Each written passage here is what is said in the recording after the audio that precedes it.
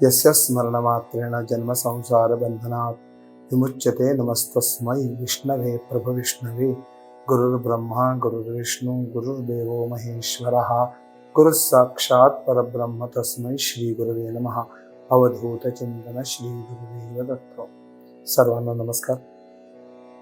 श्री दत्त भक्ती या यूट्यूब चॅनलवरून आपण श्रीमद भागवत महापुराणातील एकादश स्कंदात भगवान श्रीकृष्णाने उद्धवांना जी अवधूत गीता सांगितली, अवधूत गीता म्हणजेच भगवान दत्तात्रेयांनी यदुराजांना जे आपले 24 गुरु सांगितले, त्या 24 गुरूंच्याकडून कोणकोणतं ज्ञान प्राप्त करून घेतलं, कोणकोणते गुण त्या गुरूंच्याकडून मी घेतले आणि त्या गुणांच्यामुळं, त्या ज्ञानामुळं मी असा आपल्याच आनंदात मग्न असा या जंगलामध्ये राहतोय, असं त्या अवधूतांनी म्हणजेच भगवान दत्तात्रेयांनी यदुराजांना सांगितलं। गुरु या शब्दाचं महत्व सांगत असताना गुरुचरित्रकारांनी गणेशोवाक निनायुक्तो विष्णुनाम समन्वितः वर्णद्वयात्मको मंत्रश्चतुर्मुक्तिप्रदायकः असा श्लोक सांगितला। गुरु हा शब्द तयार कसा होतो, तर गुरु ह्या शब्दामध्ये गणेश, अग्नी आणि भगवान विष्णू यांचं अधिष्ठान आहे। आणि या गुरूंच्या कृपेनं होतं काय, तर गुरूंची कृपा झाल्याबरोबर चतुर्मुक्तिप्रदायकः या चारी मुक्ती आपल्याला ताबडतोब प्राप्त होतात। श्रीमद परमहंस परिव्राजकाचार्य श्रीमद वासुदेवानंद सरस्वती स्वामी महाराजांचा एक अभंग आहे। त्या अभंगामध्ये गुरुची महती सांगत असताना स्वामी महाराज सांगतात की गणेश गकार, हुताश रकार, लक्ष्मीश उकार गुरु दत्त।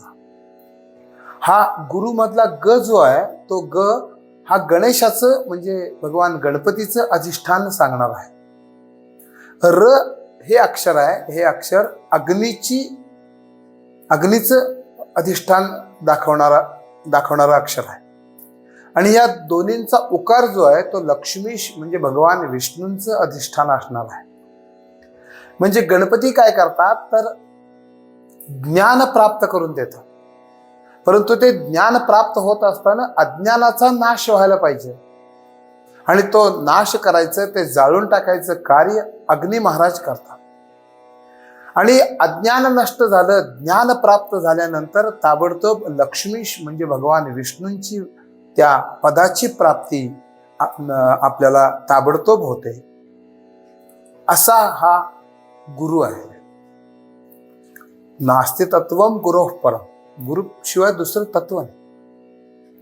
आणि असे हे भगवान दत्तात्रेय गुरुपदावर आरूढ असणारे, त्यांनी 24 गुरु केले आणि त्या 24 गुरूंच्याकडून जे ज्ञान मिळवलं ते ज्ञान ते यदुराजांना सांगताय। कालच्या भागामध्ये आपण कपोत म्हणजे कबुतराकडून कोणतं ज्ञान घेतलं, कोणता गुण घेतला याचा विचार आपण केला की स्त्री पुत्राधिकांचं ममत्व, स्त्री पुत्राधिकांच्या जवळ असणारा स्नेह हाच आपल्या नाशाला कारणीभूत आहे। म्हणून स्त्री पुत्रांच्यावरचं ममत्व जे आहे, प्रेम करायला हरकत नाही, परंतु ममत्व जे आहे, हे ममत्व हा जो स्नेह आहे, अतिस्नेह अतिममत्व हे आपल्याला नाशाला कारणीभूत आहे। जेव्हा काळ झडप घालतो तेव्हा स्त्री पुत्रांच्या सह आपल्याला सुद्धा त्या काळाच्या पोटात जावं लागतं। म्हणून अतिस्नेह अतिममता अतिममत्व हे आपल्या नाशाला कारणीभूत आहे। म्हणून दत्तात्रेयांनी कपोताला म्हणजे कबुतराला गुरु करून घेऊन ते ज्ञान आपल्याला सांगितले। आता 9वा गुरु सांगताय। 9वा गुरु आहे दत्तात्रेयांचा अजगर। दत्तात्रेय सांगतात यदुना की अजगर वृत्ती मी धरल्यामुळं अजगरांचा जो गुण आहे, अजगरांचं जे ज्ञान आहे, ते ज्ञान माझ्यामध्ये मी प्राप्त करून घेतल्यामुळं असा या ठिकाणी आनंदामध्ये पडलेला आहे। भगवान दत्तात्रेय सांगतात की जे काही सुख आपल्याला मिळतं किंवा जे आपल्याला दुःख मिळतं ते आपापल्या प्रारब्धाप्रमाणे आपल्याला मिळतं।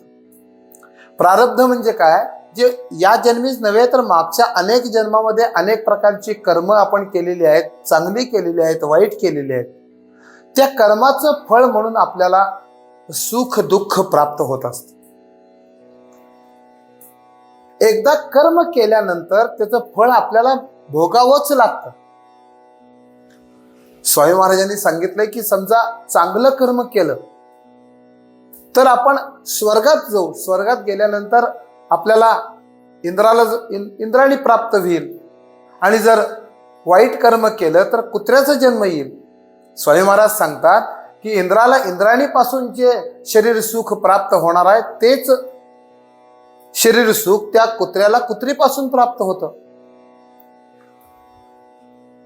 या शरीर सुखाच्या माग न जाता, कारण ते शरीर सुख जे आहे ते कुठेही आपल्याला प्राप्त होणारच आहे. चांगलं कर्माचं फळ चांगलं आपल्याला प्राप्त होणारच आहे, वाईट कर्माचं फळ आपल्याला वाईट प्राप्त होणारच आहे. परंतु त्या सुखाच्या माग न लागता या मानवी शरीरानं, मानवी देहानं परमेश्वर प्राप्ती करता प्रयत्न करावेत. याकरता अजगराचं हा जो गुण आहे, हा गुण भगवान दत्तात्रेयांनी अजगरांच्याकडून घेतला. महाराज सांगतात की सगळ्याला प्रारब्ध कारण आहे. आपल्याला सुख मिळायचं असलं तरी ते सुख प्रारब्धाने मिळतं, दुःख मिळायचं असलं तरी सुद्धा ते प्रारब्धाने मिळतं. वशिष्ठ महामुनी रामचंद्र प्रभूंना योग वासिष्ठामध्ये सांगतात, पुरुषार्थात फलप्राप्ती ही देशकाल वशात इह प्राप्ता चिरेण शीघ्रम वा या असौ दैवम इति स्मृतः. पुरुषार्थात फलप्राप्ती, पुरुषार्थात म्हणजे आपण जे कर्म केलेलं आहे त्याचं फळ आपल्याला प्राप्त होतच, आपल्याला मिळतच. देशकाल वशात इह, देशकाल वशात म्हणजे ज्या ठिकाणी तुम्ही असाल, ज्या कालात तुम्ही असाल त्या ठिकाणी, इह म्हणजे याच लोकामध्ये,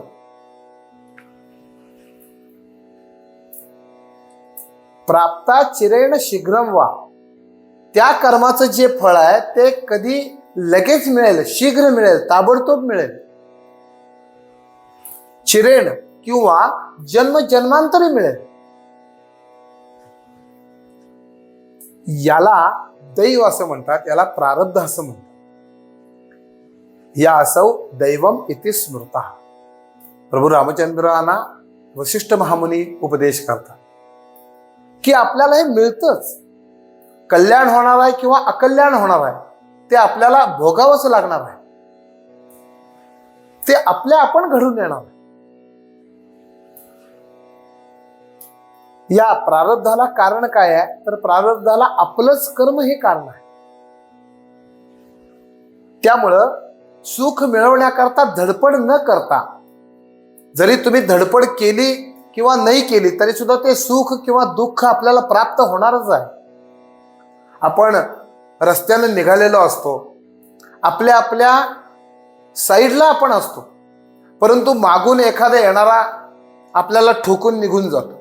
आपल्याला दुःख व्हायचं असतं, ते आपल्याला दुःख त्या ठिकाणी होऊन जातं.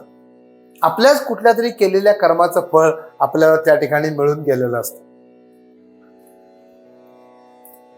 स्वर्गात गेलो तर स्वर्गसुख मिळेल, नरकात गेलो तर नरकाचं दुःख आपल्याला प्राप्त होईल. ज्याप्रमाणे आपली कर्म असतील त्याप्रमाणे आपल्याला ते प्राप्त होत असतं. ही जी इंद्रिय सुख आहेत, ही इंद्रिय सुख परतंत्र आहेत असं स्वामी महाराज म्हणतात. कारण ते प्रारब्धाच्या अधीन आहे, आपल्या हातात नाही आहे. परंतु या इंद्रिय सुखामध्ये महाराज सांगतात की आधी अंती दुःख आहे. या इंद्रिय सुखाच्या आधी सुद्धा दुःख आहे आणि इंद्रिय सुख प्राप्त झाल्यानंतर सुद्धा दुःख आहे. फक्त मध्ये आपल्याला सुखाचा आभास होतो, आपण सुखी आहोत असं वाटतं, परंतु आधी अंती दुःख आहे. आणि त्या सुखाकरता आपण धडपडतो, त्या सुखात आपण रममाण होतो. नंतर दुःख येणार आहे ह्याची आपल्याला जाणीव नसते.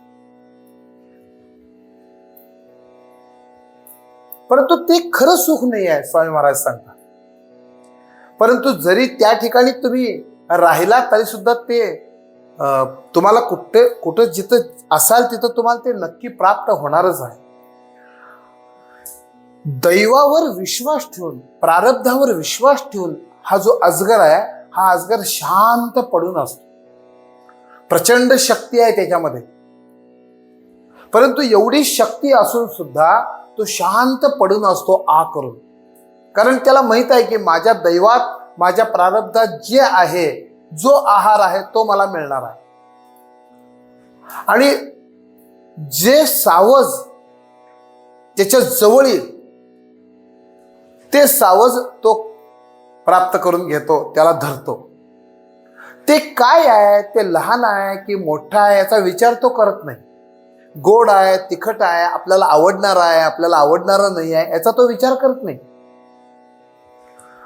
जे आपल्या जवळ आलेलं आहे, आपल्या प्रारब्धानं आपल्याला मिळालेलं आहे तेवढं तो खातो आणि संपूर्ण खाऊन टाकतो. आणि ते खाल्ल्यानंतर पुन्हा शांत पडून राहतो.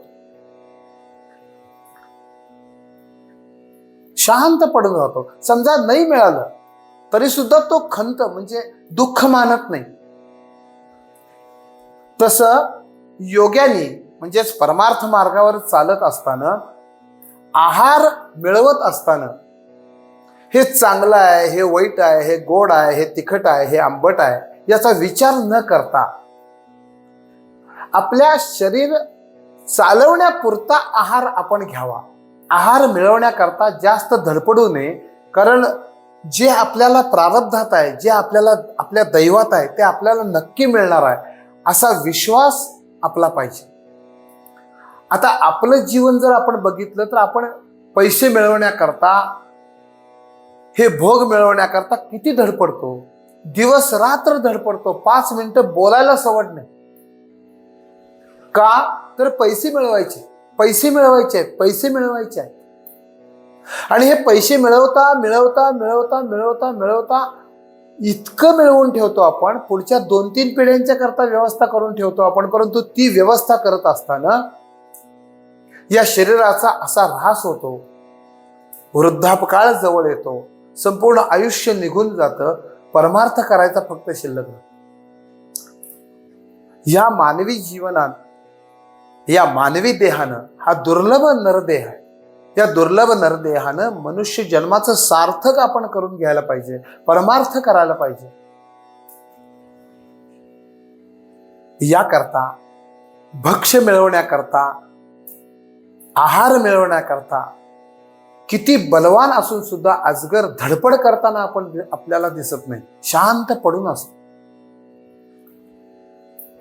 कारण जे आपल्याला मिळणार आहे ते निश्चित मिळणार आहे असा विश्वास आपला पाहिजे. एका गुरूंच्याकडं काही शिष्य शिकायला होते. हा दृष्टांत आहे, आपल्याला सिद्धांत कळावा याकरता ही कथा आहे. कीर्तनकार कीर्तनामध्ये ही कथा सांगतात. गुरुजी सांगत होते की जे आपल्याला निश्चित मिळणार आहे ते आपल्या प्रारब्धानं निश्चित मिळणार आहे. तुम्ही कुठेही असा त्या ठिकाणी ते आपल्याला प्राप्त होणार आहे. एका शिष्याला ते पटलं नाही. तो म्हणाला, गुरुजी असं कसं? आपल्याला हे मिळवण्याकरता धडपडायला पाहिजे, त्याशिवाय कसं मिळेल आपले आपण? तेव्हा गुरुजींनी सांगितलं की म्हटले, आज तुला खीर खायला मिळणार आहे, मिळणारच आहे. बघ म्हणले मिळते का नाही. तो म्हटला बघूया म्हटलं. आणि तो जंगलात गेला. जंगलात गेला, एका झाडावर बसून राहिला. बघूया म्हटला इथं मला कशी खीर मिळते. मिळून न देण्याकरता तो प्रयत्न करतोय. माझ्यापर्यंत कोणी यायलाच नको पाहिजे. झाडावर बसले. दिवस हळूहळू हळूहळू हळूहळू मावळायला लागला. रात्र पडली. रात्र झाली आणि काही व्यापारी त्या रस्त्यावरून प्रवासाला निघालेले होते. त्यांनी जरा चांगली जागा बघितली आणि तिथं त्यांनी स्वयंपाक करायला सुरुवात केली. म्हटले काय करूया? खीर करूया.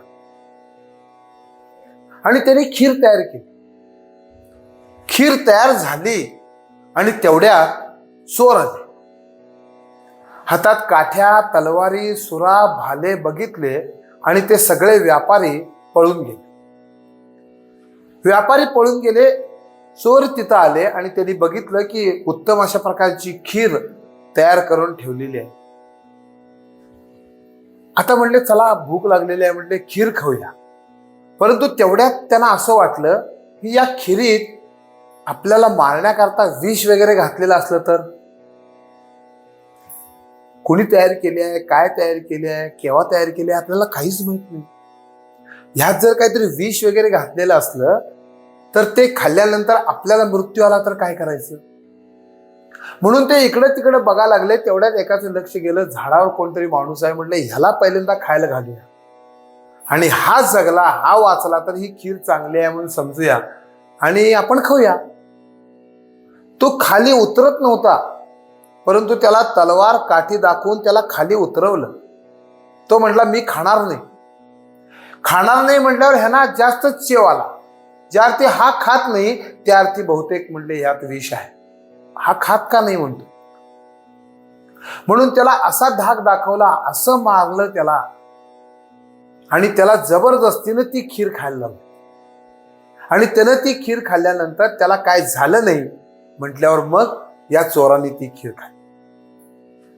हा दृष्टांत एवढ्या करता सांगितला की तुम्ही कुठेही असा, देशकाल वशात इह, रामचंद्र प्रभूंना सांगतात वशिष्ठ महामुनी, तुम्ही कुठेही असा, कुठल्याही काळात असा, ते फळ तुम्हाला प्राप्त होणारच आहे. असा विश्वास आपला पाहिजे दैवावर. तो अजगर जो आहे, तो अजगर असा स्वस्थ पडून असतो, शांत पडून असतो. तो धडपडताना आपल्याला भक्ष्य मिळवण्याकरता दिसत नाही. किती ताकदवान आहे, किती बलवान आहे. जे मिळेल त्यात तो समाधानी आहे. हे माझ्या आवडता आहे, माझ्या नावडता आहे याचा तो विचार करत नाही. अत्यंत संतुष्टपणानं तो पडून राहतो. ही जी अजगर वृत्ती आहे, भगवान दत्तात्रय सांगतात, ही अजगर वृत्ती, हे अजगर वृत्तीचं ज्ञान मी माझ्यामध्ये बाणवलं आणि त्यामुळं मी असा स्वच्छंदपणानं अतिशय आनंदात स्वतःमध्ये मग्न होऊन स्वरूपाचं अनुसंधान करून या ठिकाणी आनंदानं राहतोय. या ठिकाणी आपल्याला थांबावं लागतंय वेळ संपल्यामुळं. तर अजून थोडासा या अजगराचा विषय, अजगराचा विचार आपल्याला करायचा आहे, तो आपण पुढच्या भागात करूया. हे ज्ञान आपण घेण्याचा प्रयत्न करूया. हे श्री दत्त भक्ती या यूट्यूब चॅनेलवरचं हा जो भाग आहे, ह्या भागाचा सगळ्यांनी विचार करा. जास्तीत जास्त दत्तभक्तांच्या पर्यंत पोचवा, शेअर करा. काही शंका असेल तर कमेंट करून मला निश्चित विचारा. मी निश्चितपणानं पुढच्या भागात त्याचं उत्तर देईन. आपण सगळेजण मिळून अभ्यास करूया, चिंतन करूया. या ठिकाणी मी माझ्या वाणीला विराम देतो. अवधूत चिंतन श्री गुरुदेव.